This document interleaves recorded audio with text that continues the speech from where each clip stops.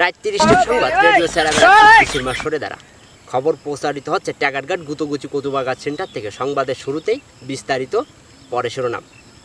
কুদ্দুসের বাড়ির থেকে একটি রাজহাঁস হারিয়ে গিয়েছে। রাতের বেলায় দাবড়া দাবড়িয়ে কোনো সুসংবাদ পাওয়া যায়নি। সকালবেলায় সংবাদ পাওয়া যায় দিন ফকিরের দরগায়। হাঁসটির কোনো ক্ষতি হয়নি, কিন্তু বন বিড়ালে বাল করা ধরে পড়ে গিয়েছে। এদিকে আমাদের ট্যাগারঘাট নদী দিয়ে একটি মায়াবরী জাহাজ যেতেছিল। এক পুঁটি মাছের সঙ্গে অ্যাক্সিডেন্ট হয়ে মায়াবরী জাহাজটা ভেঙে চুরে খান খান হয়ে যায়। যত মায়াবরী ছিল মাছে খাওয়ার পর মাছের সন্তানাদি নষ্ট হয়ে গেছে। এই জন্য আমাদের ট্যাগারঘাট মাছ বাজারে বর্তমানে মাছের অভাবটন বেশি দেখা যাচ্ছে। এদিকে আমাদের ট্যাগারঘাট ব্রিজের উপর দিয়ে একটি মাছরাঙা উড়িয়ে যেতেছিল। মাছরাঙার গুঁতো খেয়ে ব্রিজটি ভেঙে খান খান হয়ে যায়। আমাদের মূর্তি মহোদয় সেই ব্রিজ কন্ট্রাক্টের আওতায় এনেছে 5টি মুরগি দিয়ে এবং 2টি আলু চাল দিয়ে।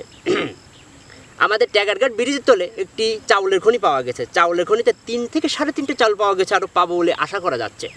এই 3 থেকে 4টে চাউল সরকারি গোডাউনে মজুত আছে। আমাদের ট্যাগারঘাট নদীতে শ্যাওলায় আগুন ধরে মাছ ফুরিয়ে পানি ফুরিয়ে সরকার। লিটনের দোকান থেকে 500 বস্তা পেট্রোল এবং 600 বস্তা কেরোসিন দিয়ে ফায়ার সার্ভিসকে সহযোগিতা করেছেন আমাদের মোহাম্মদ লিটন মোল্লা। পানি এখনও নিয়ন্ত্রণে আসেনি।